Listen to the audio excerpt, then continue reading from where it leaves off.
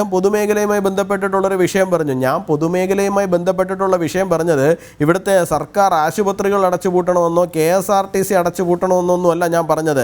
നമ്മുടെ ആരോഗ്യ സംവിധാനം പ്രൈവറ്റൈസ് ചെയ്തിട്ടില്ലേ? ആരോഗ്യ സംവിധാനം പ്രൈവറ്റൈസ് ചെയ്യാതെ അത് പൊതുമേഖലയിൽ മാത്രം നിലനിർത്തിയിരുന്നു എന്നുണ്ടെങ്കിൽ ഇന്ന് കാണുന്ന തരത്തിലുള്ള ആധുനിക ഫെസിലിറ്റികളോ ആധുനികമായ ചികിത്സാ രീതികളോ നമ്മുടെ നാട്ടിലേക്ക് കടന്നു വരുമായിരുന്നോ?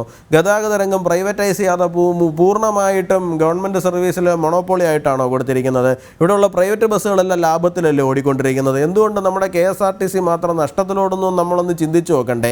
ഈ നഷ്ടത്തിലാണ് ഓടുന്നതെന്നുണ്ടെങ്കിൽ ഇത്രയും കാലാകാലങ്ങളായിട്ട് ഇവിടെ സർവീസ് നടത്തിക്കൊണ്ടിരിക്കുന്ന പ്രൈവറ്റ് ബസ്സുകളൊക്കെ ഇത്രയും നഷ്ടം സഹിച്ച് സർവീസ് നടത്തുന്നതാണോ നമ്മൾ വിശ്വസിക്കുന്നത്? അല്ലല്ലോ. പ്രൈവറ്റിൽ അവർക്ക് ഓടുന്ന സമയത്ത് അവർ ലാഭത്തിലോടുന്നു, നമ്മൾ നഷ്ടത്തിലോടുന്നു. എന്തുകൊണ്ടാണ് നമ്മൾ ചിന്തിച്ചു നോക്കണം. ഇപ്പോൾ കേന്ദ്ര ഗവൺമെൻറ്റിൻ്റെ എന്തോ നയമാണ് ഞാൻ പറഞ്ഞതെന്ന് പറഞ്ഞു. ആയുഷ്മാൻ ഡിസ്ട്രിക്റ്റ് എന്ന് പറയുന്ന ഒരു പ്രോജക്റ്റ് കേന്ദ്ര ഗവൺമെൻറ് കൊണ്ടുവന്നിട്ടുണ്ട്.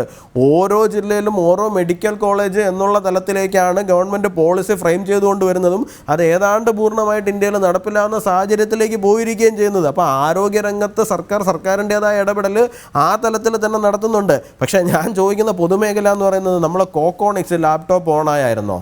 ഇവിടെ ഒരു ഇലക്ട്രിക് ഓട്ടോ ഉണ്ടാക്കും എന്ന് പറഞ്ഞു, ഓട്ടോ, അത് സ്റ്റാർട്ടായിരുന്നോ? ഇല്ല. അപ്പോൾ ഇവിടെ റെയിൽ വരുമെന്ന് പറഞ്ഞുകൊണ്ട് എത്ര കോടി രൂപയാണ് അതിൻ്റെ പഠനത്തിന് വേണ്ടിയിട്ട്, അതിൻ്റെ റിസർച്ചിന് വേണ്ടിയിട്ട്, സർവേക്ക് വേണ്ടിയിട്ടെന്നൊക്കെ പറഞ്ഞ് എത്ര കോടികളാണ് ചിലവാക്കിയിരിക്കുന്നത്. മഞ്ഞക്കുറ്റിക്ക് വേണ്ടിയിട്ട് മാത്രം എത്ര കോടിയാണ് ചിലവാക്കിയിരിക്കുന്നത്. അപ്പോൾ ഇത്തരത്തിൽ ഈ പറയുന്ന ഇവിടെ ഫോൺ എന്ന് പറഞ്ഞൊരു സാധനം കൊണ്ടുവന്നു. ഫോൺ കൊണ്ടുവന്നിട്ട് ഒരു വർഷം എന്തോ ആവുന്നു തോന്നുന്നു അല്ലേ? എത്ര വീട്ടിൽ കണക്ഷൻ കൊടുത്തു എന്നൊന്ന് പറയാമോ സാറേ? എത്ര വീട്ടിലാണ് ഫോണിൻ്റെ കണക്ഷൻ എത്തിയിരിക്കുന്നത് എന്നുള്ള കാര്യം ഒന്ന് പറയാമോ? ഇപ്പോൾ പൊതുമേഖലാ സ്ഥാപനം ഇപ്പോൾ ജിയോയെ പൂട്ടിക്കും, അംബാനിയെ പൂട്ടിക്കും എന്നൊക്കെ പറഞ്ഞിട്ടാണ് ഫോൺ കൊണ്ടുവന്നത്. എന്നിട്ട് ഫോണിൻ്റെ അവസ്ഥ എന്താണ്? ഫോണിൻ്റെ അവസ്ഥ എന്താണ്? അപ്പോൾ പൊതുമേഖലാ സ്ഥാപനങ്ങളെ ഉപയോഗിക്കുന്നത് എന്തിനാണ്? ഈ പറയുന്ന പോലെ പല ആൾക്കാരുടെയും പിൻവാതിൽ നിയമനങ്ങൾക്ക് വേണ്ടിയിട്ട് അവരുടെ ഒരു ഇടത്താവളത്തെ ഒരുക്കാൻ വേണ്ടിയിട്ട് മാത്രമാണ് ഇത്തരം പൊതുമേഖലാ സ്ഥാപനങ്ങളെ ഉപയോഗിക്കുന്നത്.